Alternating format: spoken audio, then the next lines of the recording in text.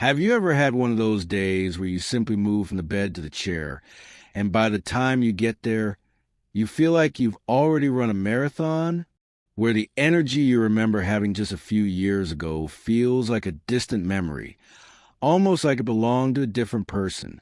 If you've nodded your head even once, if that feeling is even a little bit familiar, then I want you to know something right from the start. You are not alone, and this is not your fault. For so many of us, hitting our later years comes with a quiet, unspoken expectation that slowing down is just what happens. We're supposed to trade in our active lives for a quieter, more sedentary one.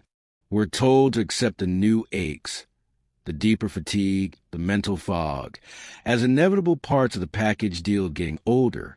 We might even joke about it with our friends, saying things like, "Well, what do you expect? I'm not as young as I used to be." But inside, it's frustrating, isn't it? It can feel like you're losing pieces of yourself piece by piece, and you're just supposed to smile and be okay with it. Well, I'm here to tell you that it's time to challenge that story. What if I told you that a significant part of what we blame on just aging isn't aging at all?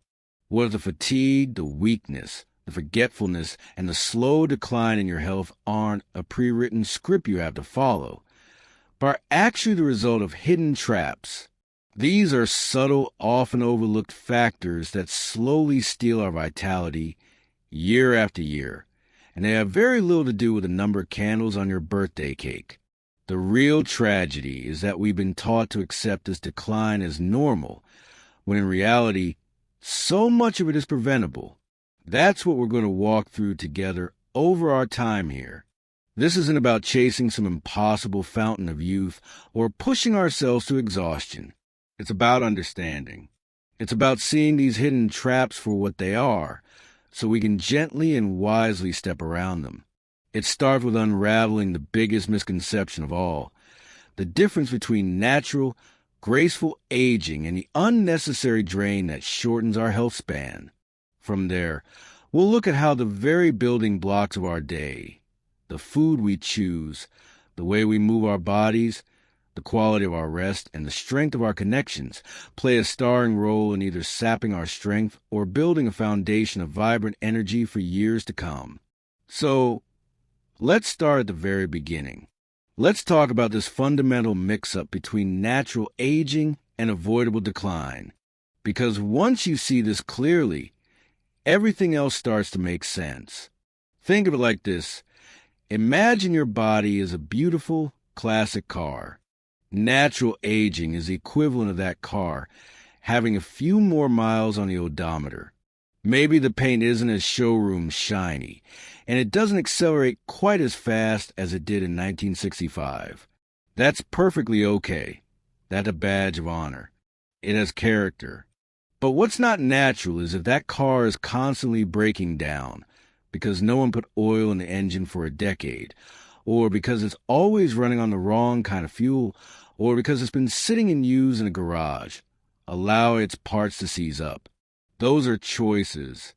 Those are traps. The car isn't breaking down because it's old. It's breaking down because it's been neglected in very specific, preventable ways.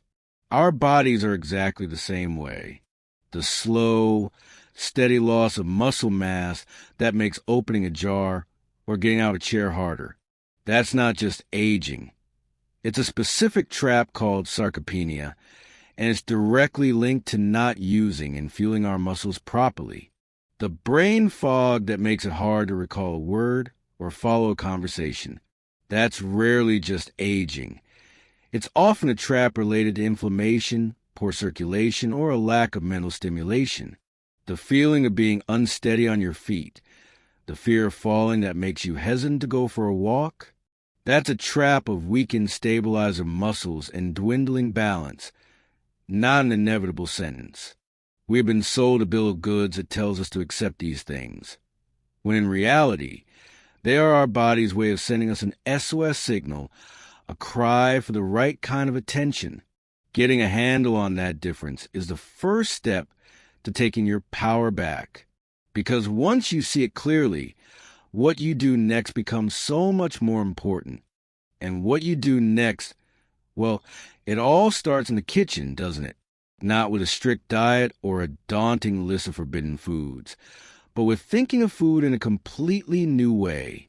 If our body is that classic car we were talking about, then the food we eat is the fuel we put in the tank. For years, you might have been told that eating less is the key, that cutting calories is the goal. But I want you to forget about that for a moment. The real goal isn't to eat less. It's to eat more of the right things. It's about switching from low-grade fuel that gums up the engine to premium fuel that makes it purr. So many of us fall into a trap of convenience, especially if we're cooking for one, or maybe don't have the energy for elaborate meals. We reach for cereal, the toast, the pre-packaged snacks, the simple carbohydrates that give us a quick spike of energy followed by a crashing slump that leaves us reaching for the next quick fix. It's an exhausting cycle. The key to breaking it is to think about protein not just as something on your plate, but as the absolute cornerstone of your strength and energy. It's the building block that maintains your muscle, that keeps you strong and independent. And it's not about choking down dry chicken breast every day. It's about weaving it into your day in simple, delicious ways. Maybe it's stirring a scoop of Greek yogurt or a couple of eggs into your morning routine instead of that sugary cereal. It's choosing to add a handful of beans to your soup, or keeping some grilled salmon or a rotisserie chicken in the fridge to easily add to a lunch salad. It's about making sure that with every meal, you're asking yourself, where's my protein? That one simple shift can change everything, because it builds a foundation that everything else rests upon. Now, fueling your body correctly gives you potential for energy, but to truly unlock it, we have to talk about motion. It might seem counterintuitive, the idea that to get more energy you have to spend some, but it's one of the most powerful truths there is. Think of your energy not as a finite battery that drains with use, but as a muscle that grows stronger the more you use it. The trap so many fall into is the belief that they need to conserve their energy, to save it for when they really need it. But the heartbreaking truth is that in saving it, we actually lose it. Our muscles weaken, our balance wavers, our stamina shrinks, and we find ourselves with even less energy than we started with. The goal isn't to run a marathon or lift heavy weights in the gym unless that truly brings you joy. The goal is simply to move in a way that ignites your body, not exhausts it. It's about consistent, gentle motion that reminds your body of its own power. What does that look like? It looks like a daily walk, even if it's just for 10 minutes around the block to start. It's the simple act of getting up out of your chair every hour, just to stretch your legs and remind your body it's not meant to be stationary. It's finding a gentle chair yoga video online that helps you maintain flexibility and strength without any pressure. The most important thing is to find something you don't dread, something you can genuinely look forward to. It's not about punishing yourself. It's about gifting yourself that feeling of accomplishment, of blood flowing, of muscles warming and working. It's about proving to yourself that your body is still capable. And in doing so, you build not just physical strength, but a tremendous amount of confidence. It's amazing how a simple daily walk can change the rhythm of your entire day. That rhythm, that gentle, consistent pulse of activity, leads us perfectly to something we often neglect, but is absolutely sacred to rebuilding our vitality. That's right, we're talking about rest. And I don't just mean sleep, though that's a huge piece of it. I'm talking about a deeper, more restorative kind of rest that truly recharges us from the inside out. So many of us think of rest as simply not doing anything, collapsing in a chair at the end of the day, and zoning out in front of the television. And while there's a place for that, true rest is an active state of renewal, not just the absence of activity. It's the quiet space where our bodies and minds actually repair themselves. Let's start with sleep because it's a foundation. It's during deep sleep that our bodies do their most important repair work, consolidating memories, releasing growth hormone to repair muscle tissue, and regulating the hormones that control appetite and mood. The trap we fall into is believing that needing less sleep is just a part of getting older. So we accept those fractured nights of waking up and tossing and turning as normal. But it doesn't have to be that way. Creating a simple, calming bedtime ritual can work wonders. It's about signaling to your nervous system that the day is over and it's safe to power down. Maybe it's turning off the bright screens an hour before bed and instead reading a physical book under a soft lamp. It could be sipping on a cup of caffeine-free tea, doing a few minutes of very gentle stretching, or simply writing down a few thoughts from the day in a journal to quiet a racing mind. It's about making your bedroom a sanctuary for sleep, cool, dark, and quiet. This isn't about forcing sleep to happen. It's about gently inviting it in by creating the perfect conditions for it to arrive. But rest goes far beyond just sleep. It's also about mastering the stress that constantly simmers in the background of our lives. Chronic stress is like a tiny, hidden leak in our energy tank.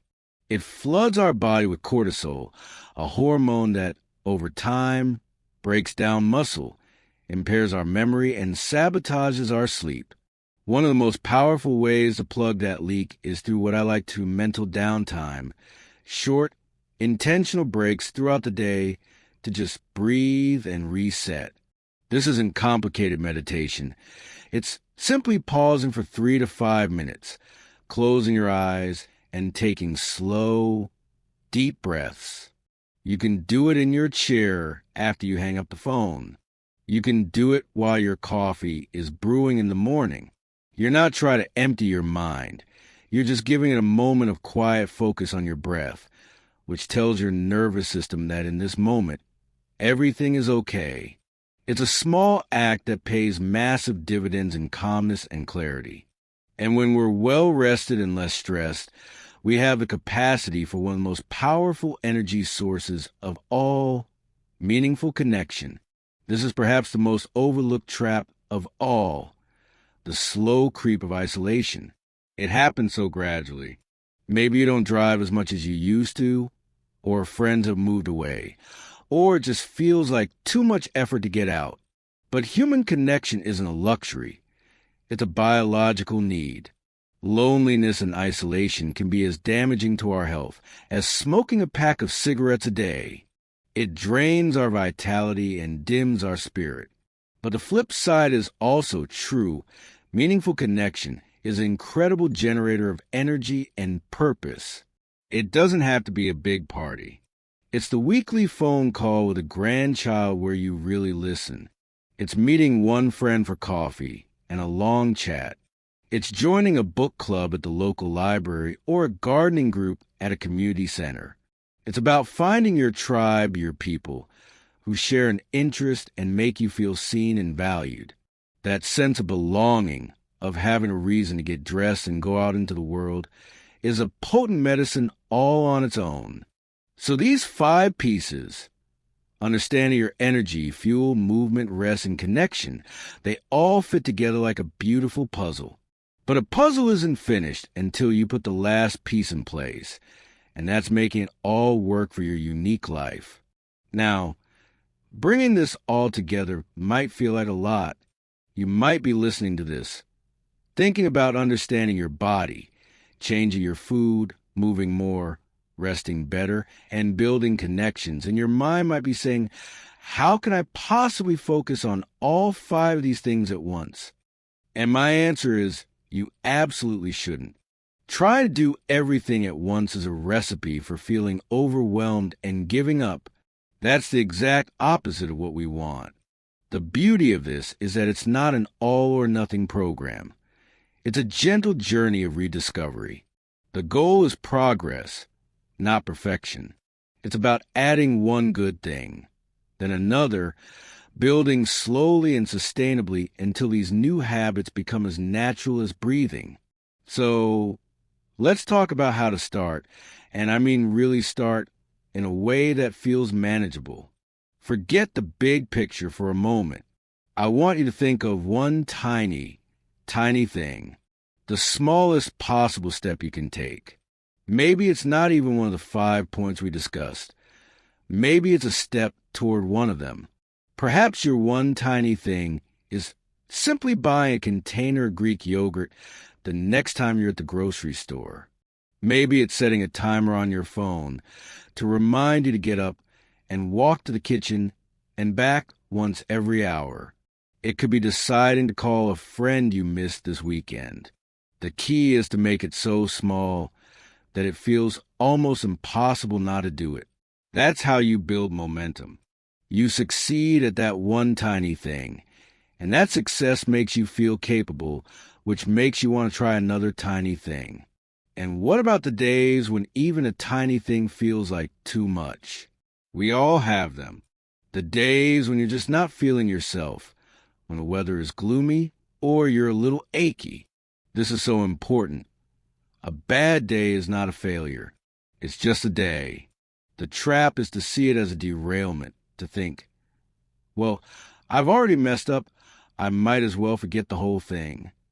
Instead, I want you to have a plan for those days.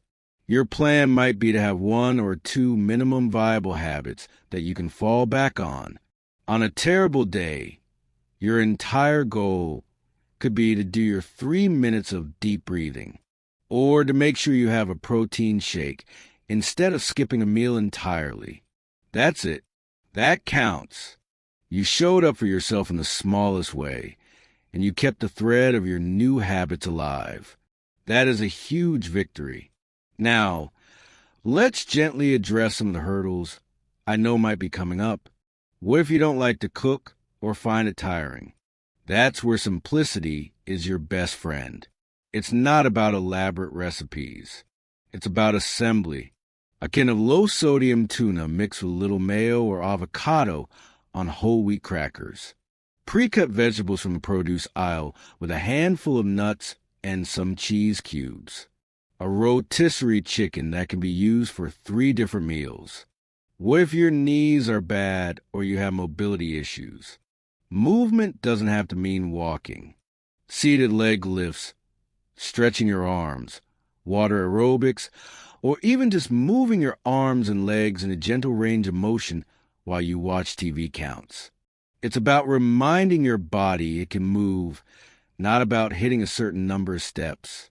And what if you live alone and the idea of building new connections feels daunting? Start small. A smile and a 5-minute conversation with your mail carrier or the cashier at the store is a connection. Commenting on a friend's photo on Facebook is a connection. These small moments build a muscle of social engagement, making bigger steps feel easier later on. The most important tool you have is self-compassion. Please, talk to yourself like you would talk to your very best friend. You would never tell them, "You're failing. You didn't do enough today." You would say, "You know what? Today was tough, but you did what you could. I'm proud of you for trying. Let's see what tomorrow brings." You have to be your own best friend in this journey. You have the map now. You know what to do, and more importantly, how to start. The final ingredient, the one that makes it all stick, isn't something you do, but something you believe. And that final ingredient, the one that truly makes everything else click into place, is a simple but profound belief. A belief that you are worth this effort. It's a shift from seeing these changes as a chore you have to do, to seeing them as gifts you get to give yourself. It's a difference between waking up and thinking, "I have to go for a walk," and thinking, "I get to go for a walk and feel that fresh air and enjoy the strength of my own body." This isn't about adding more tasks to your day. It's about reclaiming the joy and vitality that is your birthright, no matter your age. It's about changing your identity from someone who is just getting by to someone who is actively, joyfully engaged in living. I want to tell you about a woman named Eleanor. Eleanor is, of course, a composite of so many wonderful people I've known, and maybe you'll see a little bit of yourself in her. After she lost her husband, Eleanor found herself retreating from the world. Her world got smaller and smaller, confined mostly to her living room. She felt tired all the time, and she blamed it on grief and her age. She was 78. She thought her best years were behind her. Then her daughter signed her up for a single gentle water aerobics class at the local community center. She almost didn't go, but she did, and it was hard, and she felt self-conscious, but she went back. And in that pool, she met Barbara, who had a knee replacement, and Marjorie, who just liked to chat. That one tiny connection, that one small act of movement, became a catalyst. She started looking forward to Tuesdays. She found herself making a little extra fruit salad to share with the ladies after class. She started sleeping a little more deeply because her body was actually tired from use, not from stagnation. She didn't change her entire life in a day. She added one tiny thing, and that one thing made her feel so much better that it naturally made her want to add another. She wasn't chasing a number on a scale. She was chasing a feeling, and she found it. Eleanor's story is a testament to what happens when we focus on the feeling, not just the steps. It's about waking up feeling hopeful instead of dread. It's about having the vitality to get down on the floor and play with your grandchildren and then get back up again with ease. It's about having a clear, sharp mind to finally dive into that family history project you've been putting off for years. It's about feeling confident and steady on your feet, free from the fear of falling. It's about sharing laughter and deep conversations with people who make your heart feel light. This is what we've really been talking about. It's not about avoiding decline. It's about embracing a life that feels rich, engaged, and full of possibility. Now, I have a question for you, and I'd love to know your thoughts. As you've been listening, which one of these 5 areas, understanding your energy, nutrition, movement, rest, or connection, are you most excited to gently explore first? What's the one tiny step that feels most inviting to you? Please share that with me in the comments below. I read every single one, and I love hearing what resonates with you. It helps me create more content that truly serves you. If this conversation felt helpful, if it felt like a friend offering a hand, then I would be so grateful if you'd give this video a like. That little thumbs up might seem small, but it tells the YouTube algorithm that this is a place of value and community, and it helps us reach more wonderful people just like you who could use this message of hope. And if you haven't already, please consider subscribing to the channel and tapping that little bell icon. It's the easiest way to make sure you don't miss what's next. Every video we make is designed with one purpose: to help you live your best, healthiest, and most joyful life right now. Remember, my friend, your best years aren't behind you. They're right here, waiting for you to claim them. You have the map, you have the tools, and most importantly, you have yourself. This isn't an ending. It's a brand new beginning.